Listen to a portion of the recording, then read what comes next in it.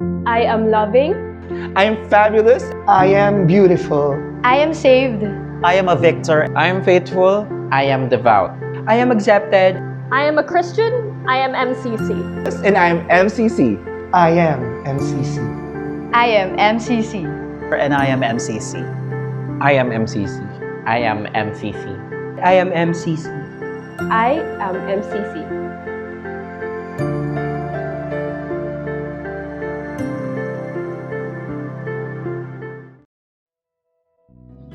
Our gospel reading is taken from the book of Matthew, chapter 16, verses 21 to 28. From that time on, Jesus began to show his disciples that he must go to Jerusalem and undergo great suffering at the hands of the elders and chief priests and scribes, and be killed, and on the third day be raised. And Peter took him aside and began to rebuke him, saying, God forbid it, Lord, this must never happen to you. But he turned and said to Peter, Get behind me, Satan. You are a stumbling block to me, for you are setting your mind not on divine things, but on human things. Then Jesus told his disciples, If anyone to become my followers, let them deny themselves and take up their cross and follow me. For those who want to save their life will lose it, and those who lose their life for my sake will find it. For what will it profit them if they gain the whole world, but forfeit their life? Or what will they give in return for their life?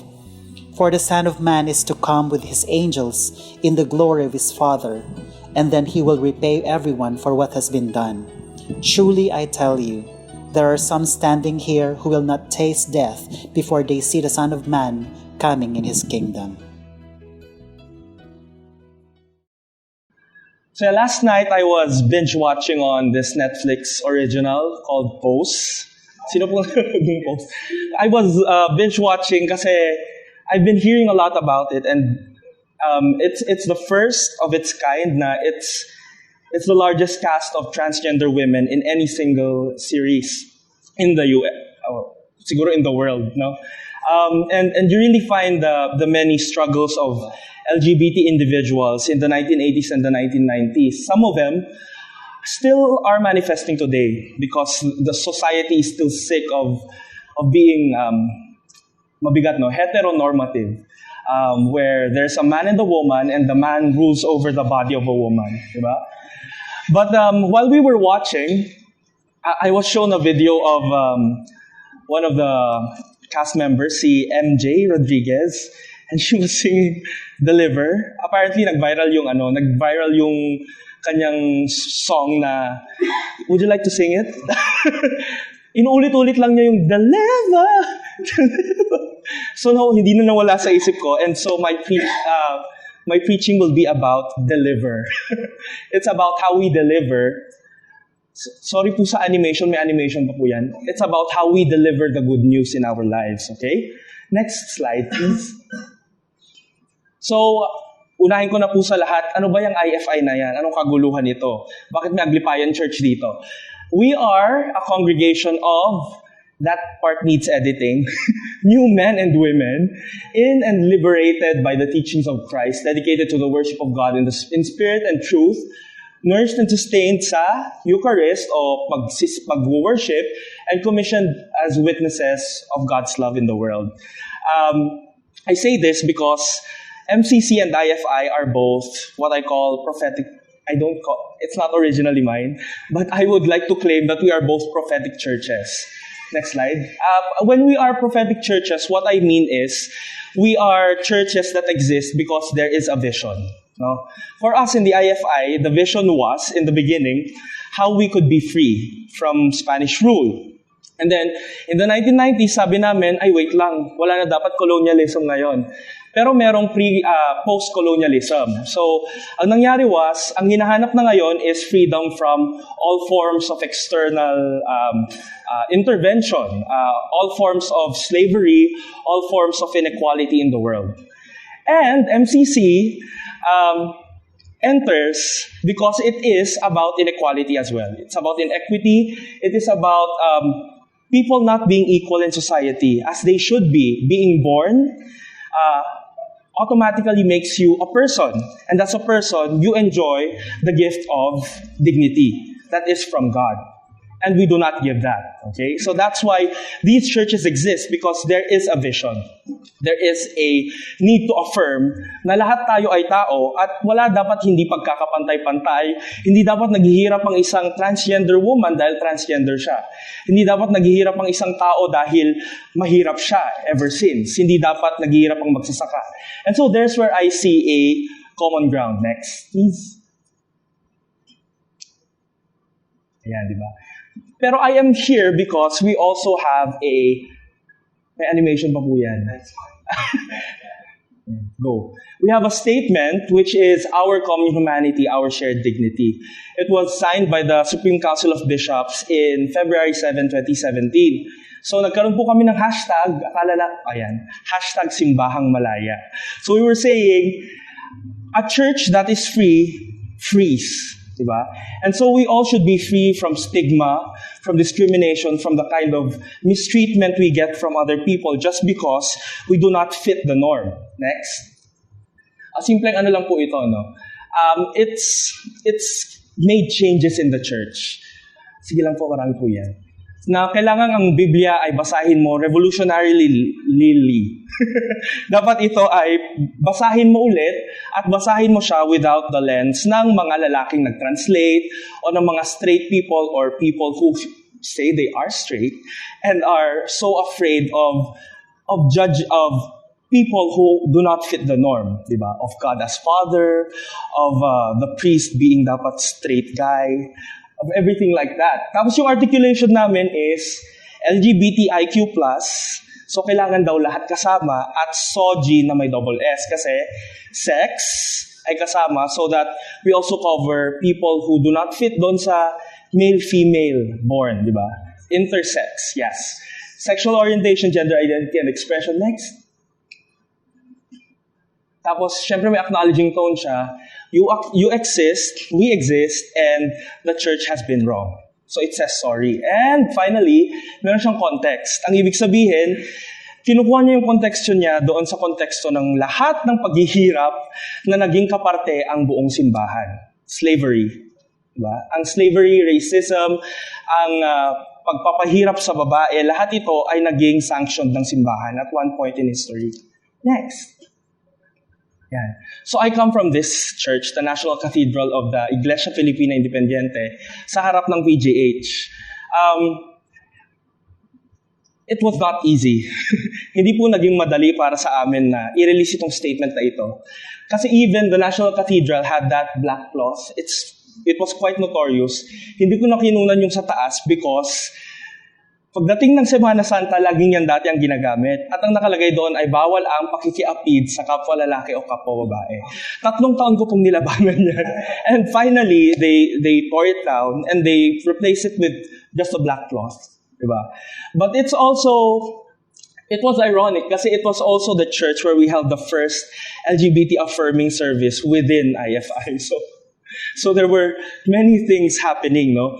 But how in all those paghihirap, I've been through a lot of conflicts with people who did not know how to react to such a statement that was iba sa kanila or iba doon sa readily available na mensahe ng Biblia natin, clubber verses, di ba?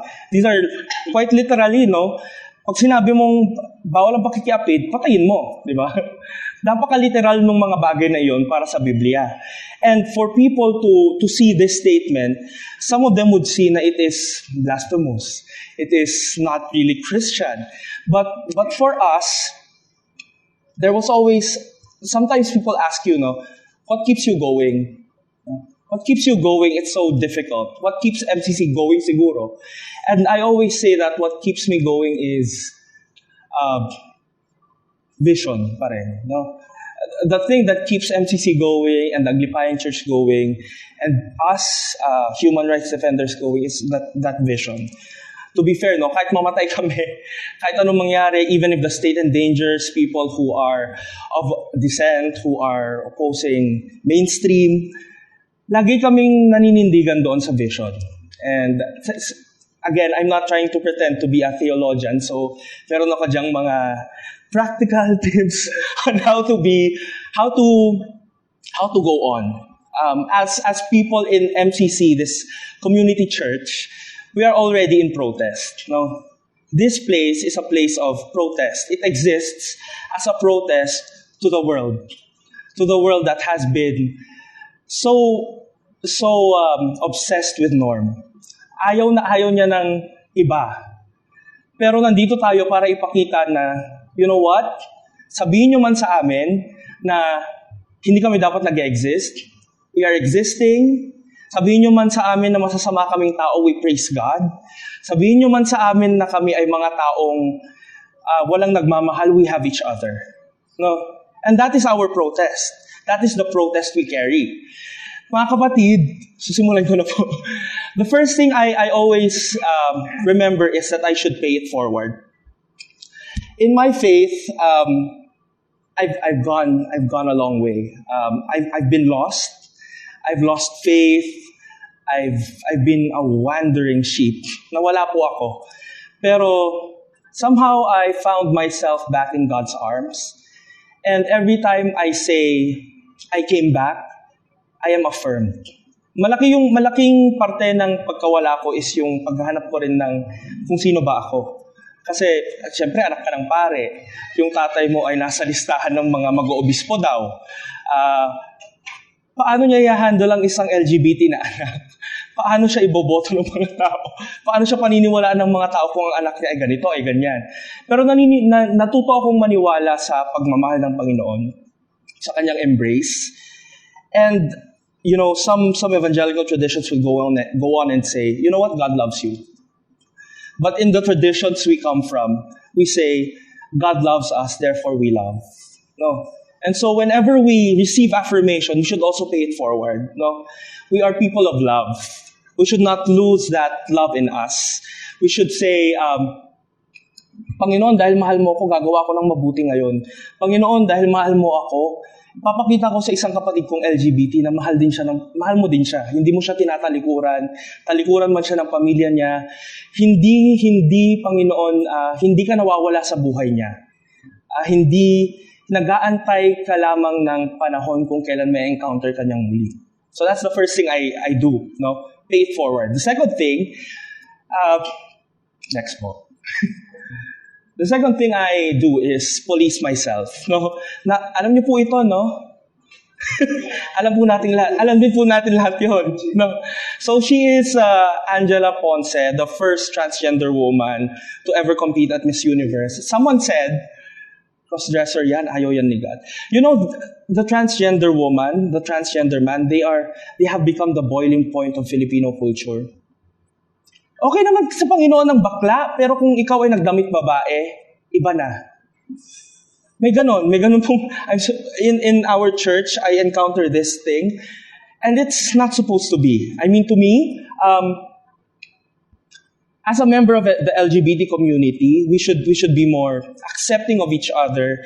We should be more affirming doon sa fact that God is endlessly creative. No, the Bible was written when, and now God is more creative, and God has created people of different gender identities and expressions. And God will continue creating because hindi natin siya maikakahon. God is of unlimited creativity, and we as people should be more at awe and more excited than we are afraid, di ba? Sabi nga ni Angela Ponce, no, the fact lang po na ako ay visible dito, hindi ko na kailangan manalo ng Miss Universe. I am here and I am seen, di ba? And we should be, ang sinabi pa niya is, our existence should be to enrich one another and not to clobber each other until we're dead, di ba? And yet, di ba, in the Philippines, napakarami pong nag-comment against her. And of all the countries, since 2008, tayo po yung may pinakamaraming 3 men against transgender women. No. And look at that. A lot of those are powerhouse countries ng beauty pageants. Diba? Napaka-arte pala natin. And that's why the Tinder logo is there, my friends, is because it is something that reminds people about microaggression. No. Yung types mo, minsan pinopost mo. Okay na naman sa akin yung, sige, type mo yung sapiosexual, di ba? Type mo daw yung matalino, okay? Pero, hindi ko type yung ganito. Yung kailangan mo pang sabihin na hindi mo type yung ganito is, my God. or why don't you just swipe, and not say your types, di ba? It's less reminding of people na, oh guys, we are actually in boxes. And this is the box I picked, di ba? Ayan pa, napakarami pa. Even in the LGBT community po, sakit natin ito. Microaggression, no femmes, di ba? So sino ang babae sa inyo? Diba? We should stop all these things from happening and from happening in our lives with us speaking. Okay? So let us be mindful, let us police ourselves. Kasi we have to walk the talk next. And correct. Siyempre, there are many things in the world we have to correct. Some of them are some visible leaders, icons, no? There are, alam po natin, that there are some people that we need to correct. And when we need to correct them, we should call them out, especially if they are people in power. No? Because people in power are people of influence. And when they are people of influence and they say things, sometimes they become policy or worldview, di ba? Next. Ang sinasabi din po dito, no? Ayan, sa Philippine Supreme Court, alam naman po natin na hindi pa rin nagpa-prosper masyado yung same-sex or marriage equality na agenda. Sa Bangsamoro, may mga LGBT na natatakot na baka pag na-uphold ang Sharia law, magiging para siyang Aceh, Indonesia. Di ba? Where flogging can happen to you just because they suspect you are doing it. Di ba? Out of the 100 na businesses, wala daw pong merong SOGI affirming policies. Diba? Alam niyo po ito? So, maaaring sa mga lugar kung saan tayo nagtatrabaho, wala pa pong completely SOGI affirming policy na nagaganap. Okay? Next. Tapos yan, in the workplaces, tayo ay tampulan ng tukso. Tayo ay parte ng kultura ng sexual harassment. And sometimes we do not talk about it. And we have to correct. We have to talk about it. We have to share it. We have to be very vigilant against it. And we have to make sure din na tayo din naman ay hindi tayo nagiging offender. And we do not feed into the cycle, di ba? Because a crime is a crime. No? A crime is a crime. And we should, whenever a crime happens na involved ang isang LGBT person, sometimes we do not talk, di ba? Pero when people say, ayan, bakla kasi yan. Tayo, quiet lang tayo. Pero dapat ang sinasabi natin is, you know what? People are bad people not because they are gay. People are bad people because they make bad choices, and they are bad people because they are bad people. No? Huwag nating isasama sa isang kahon lahat ng tao na LGBT at lahat tayo ay mga offenders, sexual offenders. No, we cannot make that happen. We should correct that culture. Diba? Next. Siyempre, importante po ito. Mga musta tayo. Next. Yan. You know, when this happened, this was the National LGBT Conference in Cebu. And this is Norven. Siya ang Vice President ng Diocese of Cebu ng IFI. When I saw her, she was sporting that hair. And she had long hair. And then I told her, Be, anong nangyari sa'yo? Nay, kuya, yung employer ko po, pinangkat yung hair ko. See? And I said, Be, make sure na kung meron kang magagawa dyan, gawin mo. If you feel uncomfortable sa mga papagawa pa nila sa'yo in the future, siguro find another job. It's actually hard to say that kasi people do not get equal opportunities. No? It's very hard to say, masakit sa puso. Pero I am proud of her because she left. She left that job and she is now a proud transgender woman. See? She's back in Mindanao. And she knows her identity. She finally identifies. And she finally says, Kuya, ayoko nang maulit yon sa akin. Dahil kinamusta mo lang yung tao na kapag bigay ka ng suggestion mo, Kailangan din natin kumustahin ng isa't isa kasi we have double the suicide ideation than all others. Lalo na po this is about same-sex attracted Filipino men, no? So, gays and bisexual men. Yan po yung research na yan. Pero, ang sinasabi po ng UN, mas mataas ang incidence natin ng depression, mas mataas ang incidence natin as LGBT ng gutom, ng kahirapan at ng kawalang trabaho. So please continue to say kumusta to your LGBT friends because some of them may be victims of the system already. And the only thing that's making them hang on is the hope of a friend saying, kumusta ka? Okay? Next. Yan, ito. That we do not hate first. Because sometimes, sige lang po, sometimes people just do not understand what we're fighting for. No? And so that exposes us to two things, no? That first, we do not hate, and that second, we educate. No? There are some people who are way beyond not hating because they've done it all over again. They've done something really great to us. Pero when these are people who are just ignorant, the answer to ignorance is not hate. The answer to ignorance is education.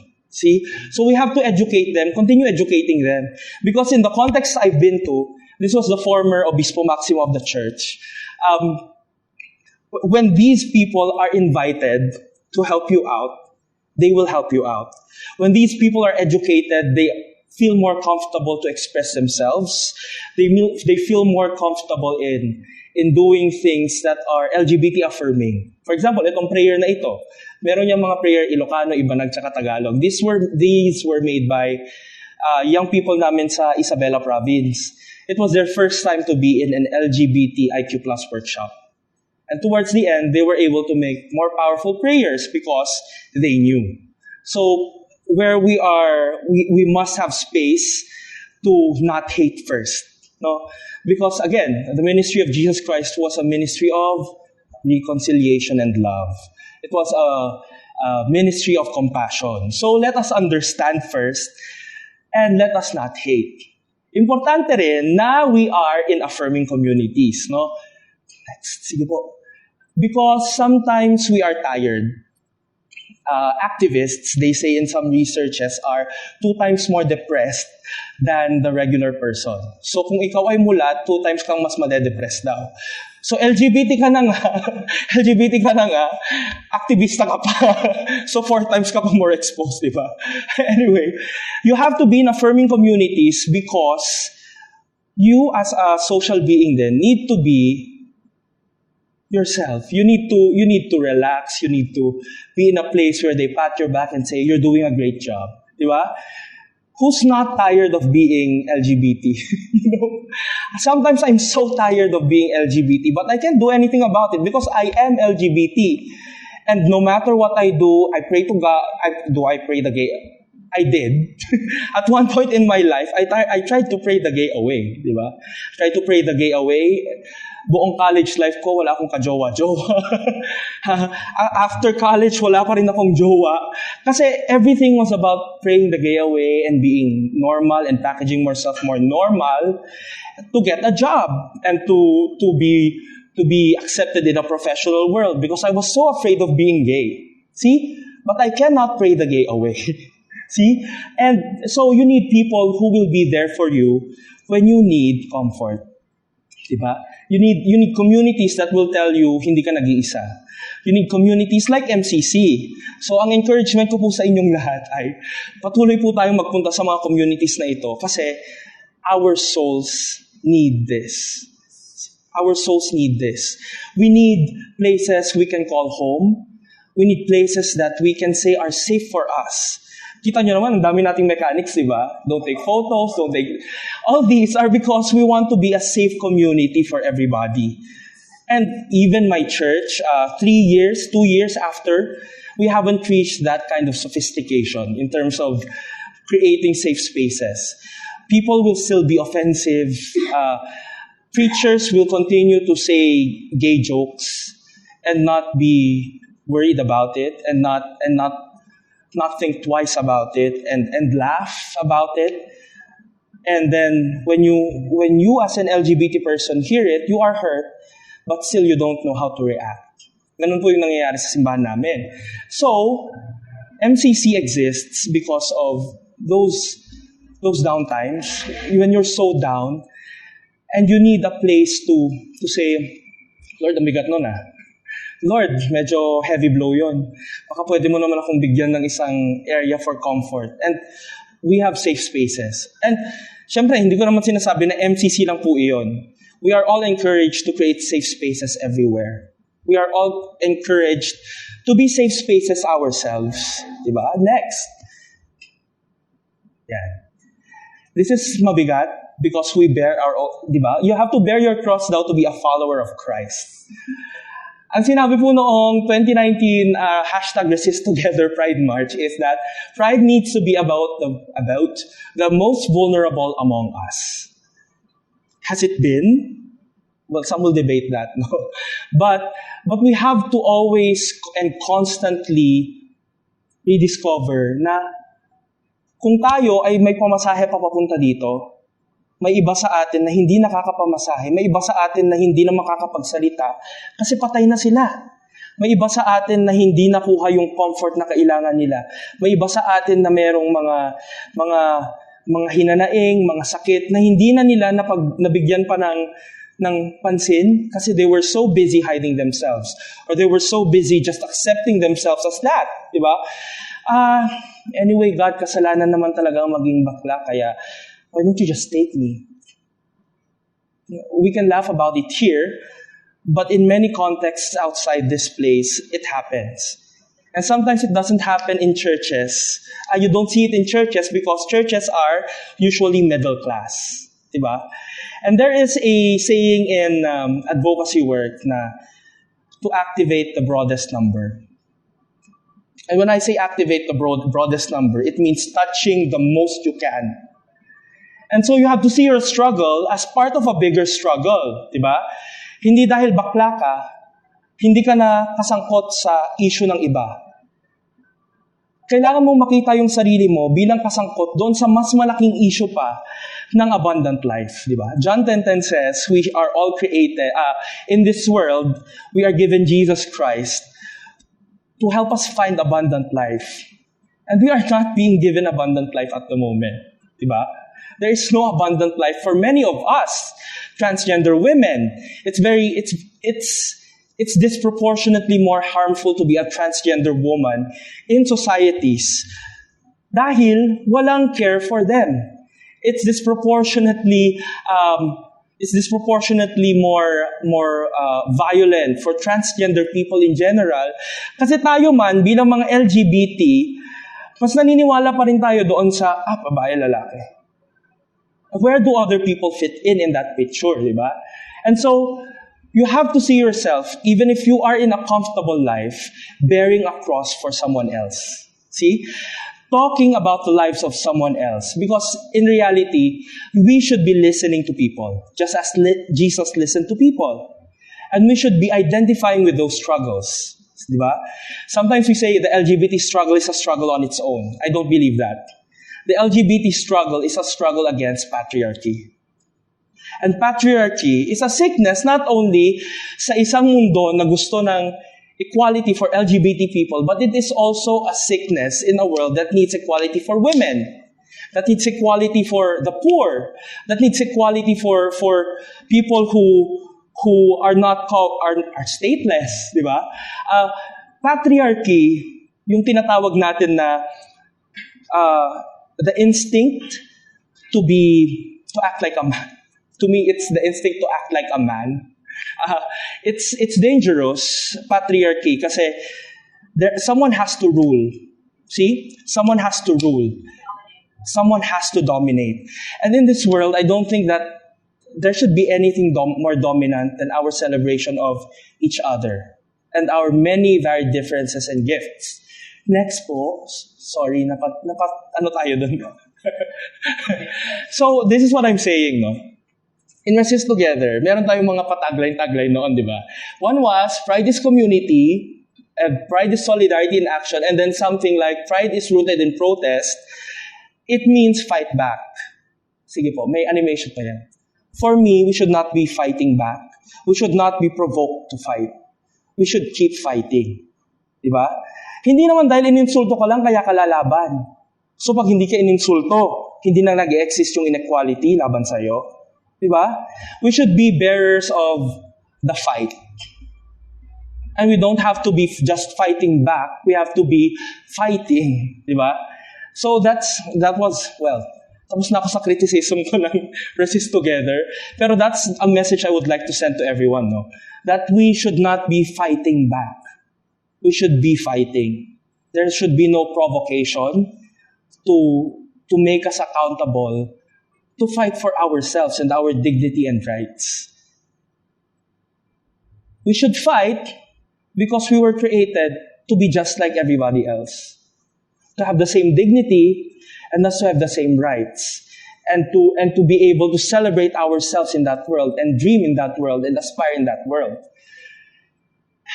Actually, wrong grammar, no? Make it personal dapat yan. I want to remind you all to make it personal. Meron tayo in advocacy work tinatawag na saturation point, no? Na pagka masyado nang malaki yung bilang, wala nang impact yan. So, if you say, 73,000 people went to and did this and that, there will be no impact, apparently, no? Therefore, you have to take your fight in your own context. And you should be the narrative. Diba? Kung LGBT ka, meron kang struggles. I know you have a struggle. You should keep fighting against that struggle. There is a time when you are a victim, and it's different when you are suffering, and it's different when you are struggling. So please take a struggle instead of a suffering. Diba? Let us struggle. Bear the cross nga, diba? Let's not watch the cross. Let us bear the cross. That is a struggle. Okay? And I want us to take it to all the many different levels we can. Say, for example, in our interaction with each other, tapusin na natin yung microaggression. Tapusin na natin yung pagsasabi na, bakla lang naman tayo, wala tayong magagawa. Tapusin na natin yung pagsasabi na, wala naman yan sa batas eh. Kasi ang batas, pwede mong labanan. Pwede nating, well, syempre, may mga batas tayo na hindi dapat nilalaban kasi tama. Like, sexual harassment, di ba? Yun ay mga bagay na tama. Pero for example, marriage equality, SOGI bill, ito ay mga bagay na dapat nating nilalabanan. Sasabihin nila sa atin, nirerespeto ko naman kayo, ba't natin kailangan ng SOGI bill na yan? Sir, sir, I would like to remind you that people like myself are struggling on a daily basis just because there is no SOGI bill. And you don't have to even go to Congress. You start in your own workspaces. You start by saying, sir, baka pwede tayo magka-policy dito. Ma'am, baka pwede po tayong dito sa barangay magkaroon ng ordinansa na SOGI bill. Kasi sometimes, and Leonin said, no, some laws are based on the acceptance of society. See? But you can circumvent whatever it is that is happening or what is perceived to be happening on the ground, on the national level, just by starting sa ground. Grassroots. Meron na ba sa barangay ninyong barangay ordinance bang tawag doon? Tungkol sa SOGI, meron na ba sa town namin? Kung wala, di doon tayo lumaban hanggang sa lahat ng bayan ay nabigyan natin ng SOGI bill, and then they will have to talk about it. See? In academe, in schools, nagsalita ako one time sa isang state university, and then the vice president for administration came to me and said, well, ang sinabi ko kasi is, kailangan po kasi nating labanan yung mga batas, ang mga laws natin dito sa mga schools na anti-transgender, anti-LGBT, anti-gender expression. And then she came to me and said, sir, actually medyo mahirap po yun. Matanda kasi. Sir, medyo mahirap po yun. But I keep saying na sometimes we have to be out with the old and in with the new. And being in with the new means shaking the core of these older generations and saying, you know what? Change has to come. And it has to come now. Diba? Change is coming nga, sabi ng... Change is coming. How? We make it happen at all levels. See? It can happen in your small circles. It can happen in your Miss Universe viewing party. I don't care. But it has to happen. And you have to be changing lives, and you have to be saving souls in that way. Okay? Next. Yan. Ako kasi nagsimula ako dito. Nung sinusulat namin yung draft statement ng LGBT statement ng IFI, ang una kong sinabi ay, Father, pag nalaman po ba nilang bakla ako, bababa po yung appreciation ng tao sa fact na ako ang nagsulat ng LGBT statement. And Father, who is straight, said, hindi. You should keep talking, you should keep fighting. And when you fight, people will learn to fight with you. So, it all started here. We call it the Baghari Conversations. It's a safe space. Our attempt at a safe space, like MCC, na kung saan we talk about the struggles of LGBT individuals. So, dyan nanggaling yung boses ng statement. Next. And when I continue to accept myself as a gay man, somehow it has worked wonders, and there became less guilt and more Holy Spirit, I would say, whenever I did tasks related to my work as a Christian and as an ecumenical leader. So this is a statement ng Asian Ecumenical Youth Assembly. It is the first siguro ecumenical statement that has gone as far as to say God creates diversity such as race, sexualities, and abilities. It has something about PLHIV and also something about people not understanding gender and sexuality. Next. And then, syempre, sa amin sa 3KP, finally, bagamat may mga churches sa amin na conservative pa or natalo yung LGBT-affirming spirit sa churches nila, kahit pa paano na ilagay namin yung human sexuality as a core advocacy. Next. So what I'm saying is that churches and communities will not be ready until we learn to deliver. Until we learn to deliver the good news that we too are God's creation. And in those 3 years that have been filled with struggle and pain and happiness and victory, nangyari ito. For the first time, we had straight clergy people in the Pride March. We had women and lay leaders joining us in only the second Baghari conversation. And this is something that I always wanna celebrate, the fact that we now have a transgender woman in seminary.